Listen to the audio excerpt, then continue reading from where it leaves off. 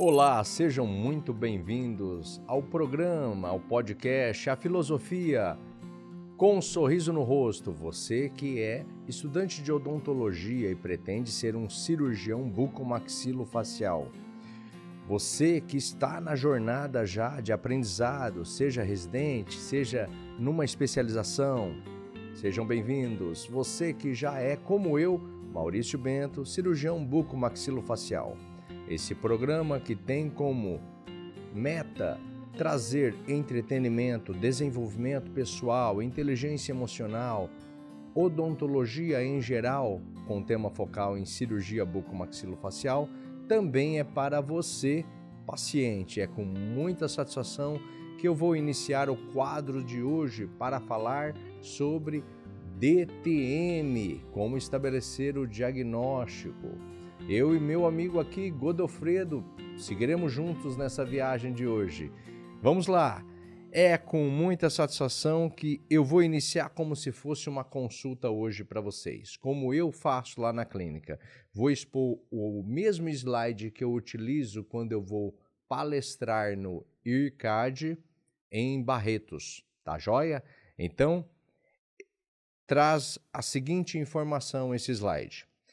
Antes de eu estabelecer qualquer terapia para aquele paciente que tem apertamento, ranger, problema articular, seja esse estalido, rangido, dor, eu preciso estabelecer o diagnóstico.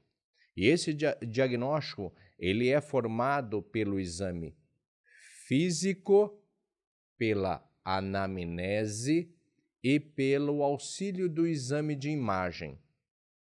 Sendo assim, vai formar o exame clínico. Ao estabelecer o diagnóstico de disfunção temporomandibular, que é a DTM, esta pode ser de caráter articular por que eu falo ou? Ela pode ser de forma isolada, só articular, por exemplo, onde o paciente vai ter o estalido, o rangido, que é sensação de areia, o estalido, só para ilustrar melhor. O rangido vai fazer barulhinho de areia, de secura, seguido ou não da dor.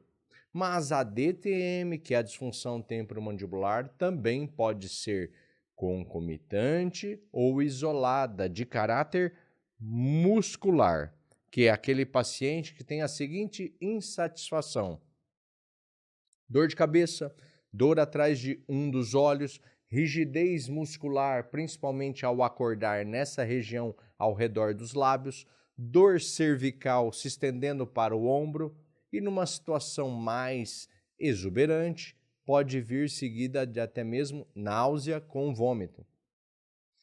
O que fazer nessa situação, uma vez que foi estabelecido o diagnóstico por um profissional? A literatura, ela fala em lançar mão do tratamento conservador. Só que não existe consenso na literatura desse tratamento conservador. Ele estará listado em vários tipos de modalidade. Vejamos, pode ser, por exemplo, medicamentoso, sendo este analgésico com ou sem relaxante muscular, anti-inflamatório com ou sem relaxante muscular, antidepressivo, até isso eu encontro na literatura como alternativa de tratamento conservador, ou seja, vai agir de uma forma paliativa. O que significa o paliativo? É importante compreender que não é terapêutico, não vai levar à cura. Então, fazendo uma analogia, o tratamento conservador, que é paliativo, é como se fosse uma bengala. Se eu tenho um problema de locomoção, e tenho que usar uma bengala, a bengala ela vai me dar maior mobilidade e segurança. Esse é o tratamento paliativo. Uma vez tirado a bengala, volta o problema. Então não é porque não é terapêutico, não é curativo. Eu não vou usar a bengala por um dia, uma semana e vai me curar. Não, eu vou ser dependente dessa bengala para o resto da vida. Exatamente. Compressa morna, a escola escandinava vai falar muito de compressa morna, nessa região principalmente que nós chamamos tecnicamente de pré-auricular. Acupuntura, fisioterapia, agulhamento seco, toxina botulínica, que o paciente conhece como o nome fantasia, só para ilustrar melhor, botox, por exemplo. E universalmente empregada, as placas. As placas, para o profissional, elas podem ser feitas de 3 tipos de matéria-prima, mas com finalidades diferentes. No caso da DTM, independente de ser de caráter muscular ou articular, conforme eu já expliquei, invariavelmente vai utilizar acrílico. E por que acrílico? Se a de silicone me parece mais efetiva, porque é molinha, serve como amortecedor. Porque quando apertamos os dentes, primeiro, colocamos uma força que não conhecemos. Se eu pedir para o paciente reproduzir essa força, ele não consegue. Só inconscientemente ele faz. No momento de estresse, de ansiedade, de preocupação, põe tudo no mesmo balaio e vamos chamar de estresse, tá certo? Ok. Então, ao colocar isso, essa força faz isso com o dente. Como se fosse uma academia. E fica ali, só que ele põe uma força desproporcional. Acreditem, ele não fica, apesar de parecer a noite inteira, ou várias horas no dia, são segundos, só que uma força desproporcional. E quando eu coloco a de silicone, a placa de silicone, ou de acetato, que é semi-rígida, eu deformo devido à força. Por isso que é empregado, no caso de DTM, a de acrílico, pois não vai paralisar a força, mas vai haver microdeslizamento, dando pequenos momentos de sossego. Com isso, lançando mão de uma das modalidades, de preferência concomitante, ou seja, usar mais do que uma junto, vai ter provavelmente uma efetividade melhor. Portanto, eu vou estar aumentando a chance de sucesso durante o uso desse tratamento conservador. Até 90%. E os 10? O que significa os 10? Insucesso. Todo tratamento tem sua porcentagem de insucesso. Quando eu falo insucesso, depende. Insucesso em qual caráter? Muscular ou articular? Se for muscular, eu vou sugerir após o emprego da placa, não antes, não concomitante, mas sim depois de 2 meses do uso da placa, partindo do princípio que houve o insucesso, lançar mão então da toxina botulínica. E se houve insucesso especificamente na articulação, ou seja, não parou o estalido, não parou o rangido e continua a dor.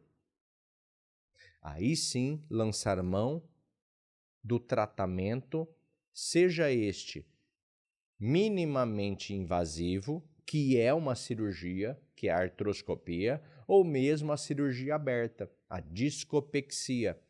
Quem vai determinar isso? É a habilidade e a segurança do próprio cirurgião bucomaxilofacial.